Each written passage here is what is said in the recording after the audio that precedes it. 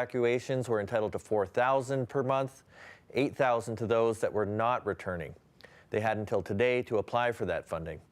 But what people have been finding is that the province is dinging them for money they got for necessities immediately following the explosion. That money came from a combination of sources from the province, insurance, and the municipality. So for example, I spoke with one man who says that the money he spent on living costs, clothing, and other necessities in September and October are being taken out of the $4,000 he's supposed to be getting now. Right now, they are staying in an Airbnb that costs about $1,500 per month, but because of the deductions by the province, he'll only be getting $100 from the province to cover the months of December and January. They aren't treating the evacuees properly. The way they have their program set up is completely wrong, and they should reconsider their guidelines, because why should I be out of pocket when this is not any of my fault? I have nothing to do with me, and I'm an innocent victim, and I'm getting the shaft. I mean, you can hear the frustration in his voice there, Jacob. So tell us, what is being done then to help residents like him? Well, the municipality has received numerous concerns from residents. I spoke with April Redick, Chatham-Kent's General Manager of Community Human Services. She told me that those giving out the funding are bound by the rules set out by the provincial cabinet, but she says that there are talks right now between the municipality and the province to potentially rejig the funding model. So any families that are still struggling, even outside of all of the provincial funding, I have said many times, we will not allow anyone to be unhoused. Our job is to make sure that they are in a safe environment, that they have food to eat and clothing on their back. And we will continue to do that until residents can get back in their homes. We did reach out to the province about the residents' concerns, and it provided us with a written statement. It says that it understands the urgency related to this situation and is working to address the concerns it's heard from the municipality to ensure residents are receiving the support they need. But the help residents need is for right now, and right now that help isn't coming. Thanks for this, Jacob. CBC's Jacob Barker live tonight. After more than 3 decades of sexual abuse and human trafficking, a Windsor woman is sharing her story of survival. She fled and started a new life in Northern Ontario, and she wants other victims to know they can too. We're calling her Jane to protect her real identity, and we've also changed her voice. And a warning, some of the details are disturbing. She says it feels like she's trying to complete a jigsaw puzzle. Jane has lived through 30 years of sexual abuse, and it has taken even longer to piece it all together. My father was sexually abusing me. He also belonged to a network of people, and my uncle also belonged to that network of people, and he was also abusing me. And through the course of time, they ended up using me in this network to traffic me and sell me for sex. The sexual abuse started when she was a toddler, continued until she was about 35, most of it happening in Windsor, Essex. Now in her 40s, the memories are painful as she struggles to make sense of it all. I get very angry. I get very distraught because of the family connection. Because how do you escape your family? She was diagnosed with dissociative identity disorder. It's a coping mechanism that the brain uses in order to survive through extreme trauma. And so what happens is you're separating that memory from your conscious awareness. And the more that happens, the more those other parts develop as actual personalities. Clinical psychologist José Jarry explains. It's more that their own personality is fragmented, and that different parts of who they are are expressed in these different presentations. And it's meant memories lost, missing puzzle pieces, so much so that Jane didn't realize the full extent of what was happening to her until her 30s. Through therapy, some repressed memories came back to her. When Jane realized just how much of her life was entangled in the abuse, she tried to escape. She ignored all types of communication from her traffickers, stopped showing up to sexual events, some of which her uncle planned. But that made things worse for her. It led to harassment, stalking, and even more violence. Eventually, with help from a therapist, she packed up her life and fled with her partner at the time to Thunder Bay. It was kind of a escape in the night sort of situation. It wasn't until her father and uncle died years later that she finally felt free. Jane's friend and former therapist says her journey has been remarkable. I see her as just such a resilient person that I cannot imagine what she had to endure. Imagine having no safety as a little girl growing up. I mean, she is an inspiration because she has come such a long way. She's still in Thunder Bay with her wife and hasn't been back to Windsor in years. She's in touch with her mother, but they don't discuss details of what happened to her. Her focus now? Advocacy about dissociative identity disorder and helping other victims of abuse. Sometimes it seems when you're in that position that there's no way out, but I'm here to tell you that there is a way out. I have a wonderful life now. It feels free. It feels so fulfilling and just makes me feel like I'm ready to go out and join the world. She continues to heal.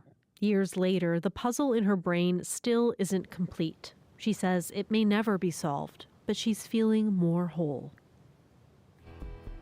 You can read more of Jane's story at cbc.ca/Windsor, and on the page with the article, you'll also find resources for anyone who has suffered sexual violence, and if you're in need of support. It's also where you'll find the number for the Canadian Human Trafficking Hotline. 5 people died over the weekend due to COVID-19 in Windsor, Essex. Meanwhile, 96 people are in hospital because of the virus as well, and 14 of them are in the ICU. And turning now to international news, the UN Security Council met today to discuss Russia's massive troop buildup near Ukraine. The U.S. has called for a path of diplomacy, but warns Moscow of severe consequences if it chooses instead to attack its neighbor. Freelance reporter William Denslow has more. A vote was needed at the Security Council to decide whether this meeting requested by the US could go ahead. Russia and China voted against it, but 10 council members supported discussing the escalating tensions between Russia and Ukraine in public. Speaking at the Security Council meeting, the US ambassador to the UN urged Russia to choose the path of diplomacy. We do not want confrontation, but we will be decisive, swift, and united should Russia further invade Ukraine. The White House has released a statement warning Moscow that if it walks away from diplomacy, it will face swift and severe consequences. The US and European partners have threatened the Kremlin with punishing sanctions if Russian forces enter Ukraine. We continue to urge diplomacy as the best way forward. But with Russia's continuing its buildup of its forces around Ukraine, we are ready no matter what happens. The US said this meeting was a chance for Russia to explain its massive troop buildup near its border with Ukraine. Russia's UN ambassador denied that Moscow plans to invade Ukraine and has accused the US of megaphone diplomacy. There, however, is no proof confirming such a serious accusation whatsoever being put forward. However, it is not preventing people from whipping up hysteria. Russia and the United States' foreign ministers are set to speak on Tuesday as efforts continue to de-escalate tensions on the Ukrainian border. William Denslow for CBC News, New York. Gas prices have entered a whole new territory, setting new record highs. At more than $1.50 at some stations, Windsor drivers are feeling real pain at the pumps. It's a financial hit that some say they can barely afford. Most of the cab drivers are not making money right now, and a lot of them quit except if it's your own car, you have to keep driving because with the company, they charge us a weekly lease, and whether you drive or whether you park the car, you have to pay. In the past year or two, they've hiked up over $1.50. It's ridiculous for a younger guy like me. Yeah, you're a young guy. When you started driving, what were you paying for gas back then? I think it was 70, 80 cents around there. Sometimes it went up over $1, but that was really rare. Nowadays, I haven't seen it below $1 in over a year. Does it affect how much you drive? For sure. My girlfriend and son, they don't live with me right now. They live across town. And, having to choose between some days of going to work and then making it back there is a difficult decision. Gassing up right now. Have you noticed the gas prices going up recently? Oh, the gas prices are ridiculous, and they're only going to get worse. I believe it's beginning of April. There's more carbon tax that are going to go up, and we're only going to see about $2, if not more, $2 a gallon or a liter more. How long you been driving for? Do you ever remember seeing gas that expensive before? Never. And I've been driving since I was 16, and I'm 35 now, so that's 20 years almost under my belt driving it. Thank you, sir. A live look outside there. A winter storm watch is in effect. It's expected for Wednesday through until Friday. So we might be getting some heavy snow and very, very strong winds. Nick Cirkovich will be here and he will break down the week ahead for us. Stay with us.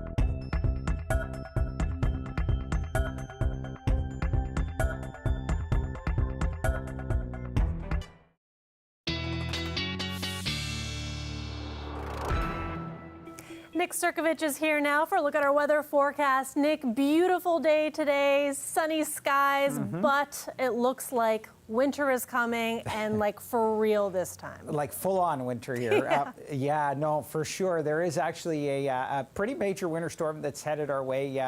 It's going to stretch right across southern Ontario, but there's two components to this.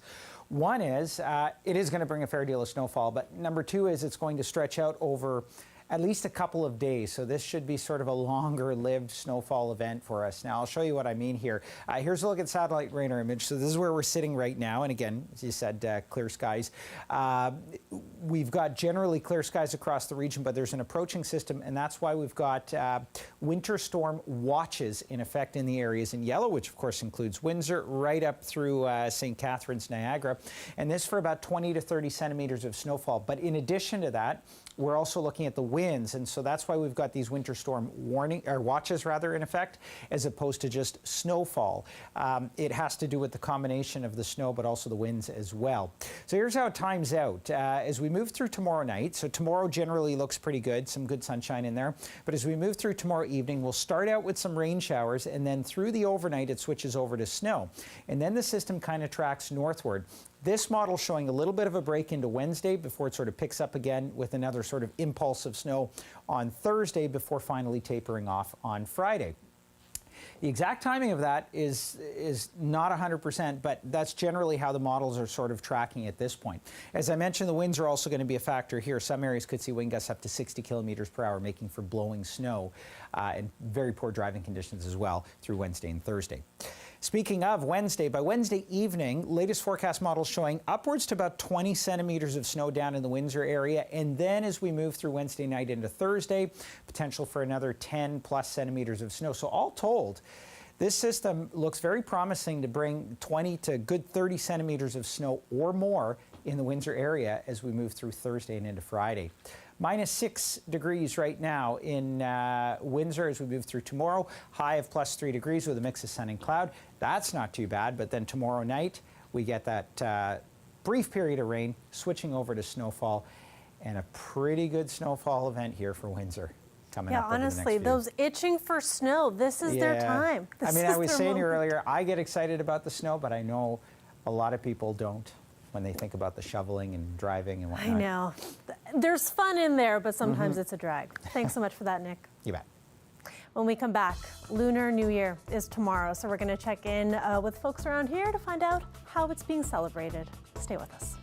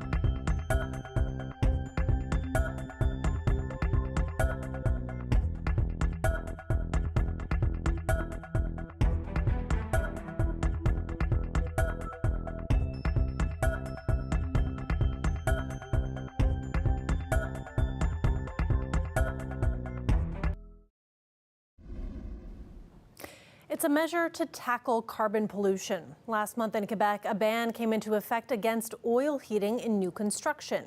And next year, it will be illegal to replace existing furnaces with any heating system powered by fossil fuels. That won't be an issue for a small group of homeowners in Montreal. Jayla Bernstein explains what they've done. The whole system is still in the home, the old system. It's not every day you see a home from the 1920s heated and cooled with a ground source heat pump. Oh, it's warm. You can feel it warm. This is the water going through the radiators, exactly. It's a pioneering setup. This geothermal system is retrofitted to work in an older home and shared. 7 apartments in neighboring buildings, all hooked into wells dug in this backyard 150 meters underground. This is what's coming from his house into mine. So this liquid goes into the thermal pump and back to the earth. It's taken 6 years to get here. There were roadblocks, delays, and challenges. A few people did back out, yes, and a few lost interest. Community organization Solon led the project, adapting to technical, financial, and legal hurdles. We planned too big to start with. So the plan was 3 alleys, digging through the alleys, connecting everybody, and that was big. So they shrank it down, shifting to a small-scale cluster of apartments.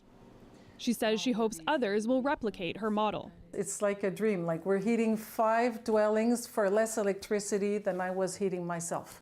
A report in 2017 looked at installing a similar system in Toronto, but consultants said it would cost homeowners between $25,000 and $40,000 just for the installation.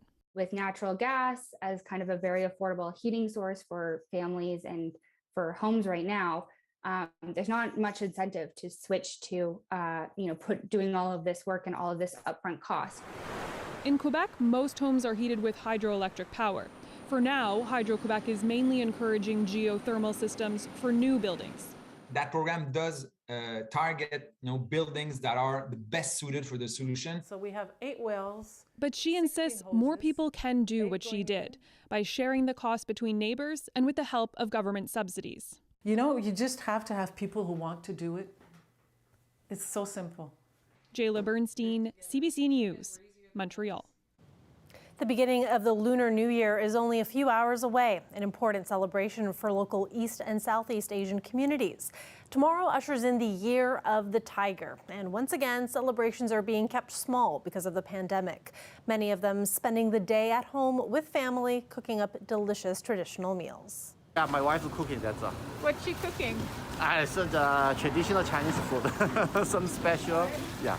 So, it's now it's COVID-19, you can go nowhere, so stay home. We make about 6 dishes. It has to be even numbers, and every dish has a meaning, like prosperity, abundance, good luck. Every dish has a special meaning for to pray the ancestors. Best wishes to everybody celebrating. Thanks so much for watching. Have a great night.